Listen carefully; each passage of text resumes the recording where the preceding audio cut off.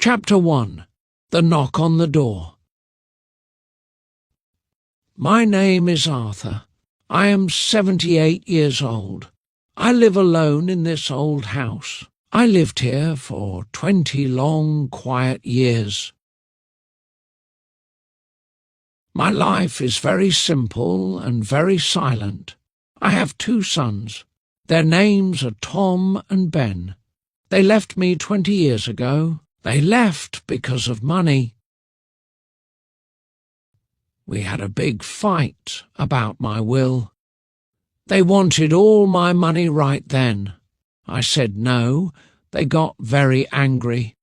Tom said, "You are a selfish old man, Father."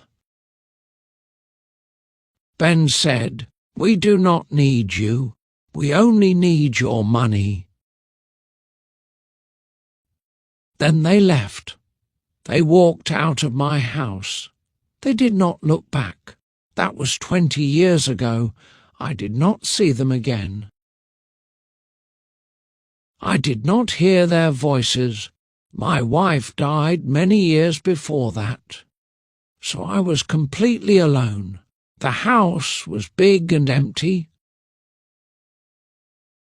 The days were long and quiet. I sat in my chair. I looked at old photos. I waited for nothing. People in town talked about me. They said, "Old Arthur is lonely. Old Arthur is sad." But I was not just sad. I was empty. A father without sons is like a tree without roots. Then, one rainy evening, something happened. It changed everything. There was a loud knock on my front door. My heart jumped. No one visited me for years. I walked to the door slowly. My old legs hurt. I opened the door. The rain was falling hard. 2 men stood on my doorstep. I knew their faces immediately.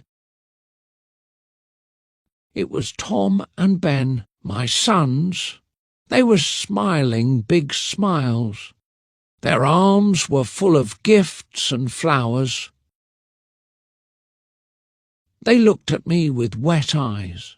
Tom said, "Father, we are so sorry. Please forgive us." Chapter 2. The Dream.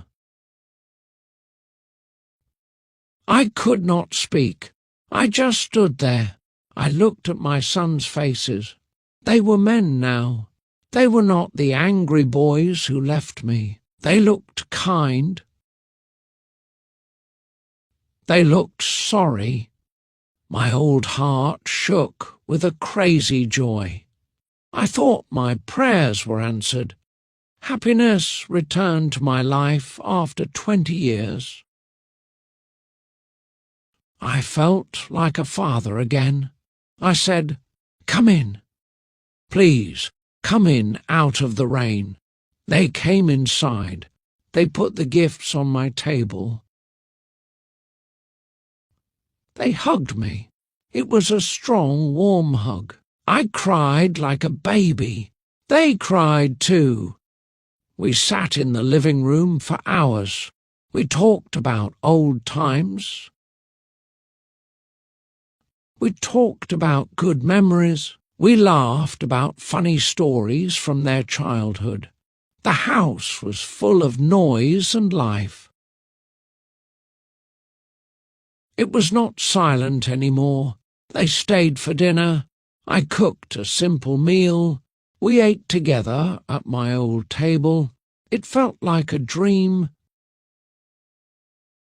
A beautiful, perfect dream. I thought God gave me a second chance. Tom said, "We missed you so much, Dad. We were stupid and young." Ben said, "We want to make things right. We want to be a family again." I believed every word. I wanted to believe. I was a lonely old man.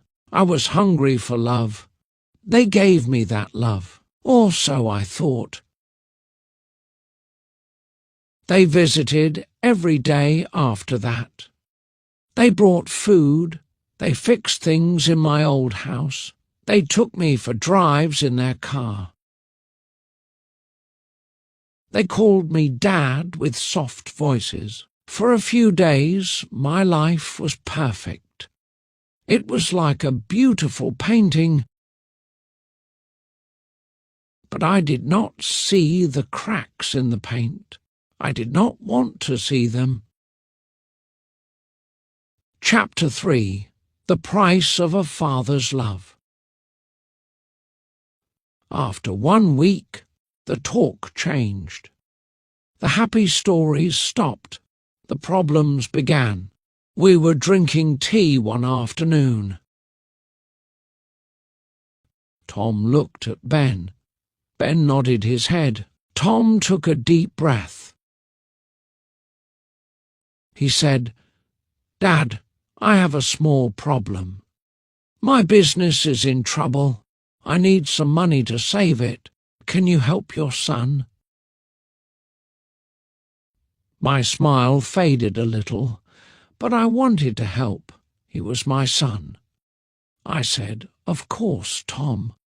How much do you need?" He said a number. It was a big number. It was a lot of my savings. But I agreed. I wanted to be a good father. I wrote him a check. 2 days later, Ben came to see me alone. He looked very worried. He said, "Dad, my son, your grandson, is sick. He needs a special hospital. The cost is very high. I do not have the money. Can you help us?" My heart felt heavy, but this was for my grandson. How could I say no? I asked for the number. He told me. It was almost all the money I had left. I gave him the money. I gave him everything. I kept only a very small amount for myself. I was a foolish old man. I was blind with love. Tom and Ben took all my money. They took my life savings. They took the security of my old age. They took everything with smiles and promises. They said, "Thank you, Dad. You saved us. We will pay you back soon. We love you."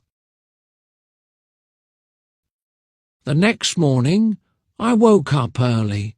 I made breakfast for 3 people. I waited for my sons. They did not come. The house was silent again. I went to the living room. I saw a small piece of paper on the table. It was a note. I picked it up with shaking hands. The note said, "We will be back soon, Dad. Do not worry." But I knew.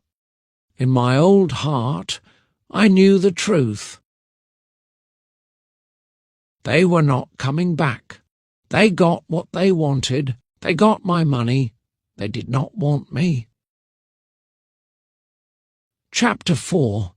The Garden of My Sister. I sat in my silent house for 2 days. I did not eat. I did not sleep. I felt a deep shame. I was a stupid old man. I lost everything to my own sons. Then I called my sister. Her name is Helen. I had not called her in many years. I was ashamed, but I had no one else. Helen answered the phone. Her voice was warm. I told her my story. I cried on the phone. She did not say much. She said, Come to my house, Arthur. Now, I went to a small house. She opened the door. She looked at me. Her eyes were not angry. They were sad for me. But that look made me feel shame. I felt like a child. She gave me a small room. She gave me food. She was kind. But the air was heavy with my failure. I could not sit still. I needed to do something. I saw her small garden. It was messy with weeds. I asked her, "Can I work in your garden?" She said, "Yes, if you want." I started to work. I worked every day. I pulled the weeds. I planted new seeds. I grew vegetables and simple flowers. My old hands were dirty and tired, but my mind was calm. When the vegetables were ready, I took them to the local market. I sold them from a small table. People bought my carrots and tomatoes. I earned a little money. I gave this money to my sister. I said, "This is for my food and my room." She took the money. She smiled a real smile. Her look changed. It was not a look of pity anymore. It was a look of respect. I am still an old man. I do not have much money, but I have my dignity. I have my sister's respect. I get up early every day. I work in the garden. My sons never came back. Maybe they never will, but that is okay. I learned a big lesson. Love cannot be bought. But respect, you can earn that yourself. You can grow it from the ground with your own 2 hands. And that is enough.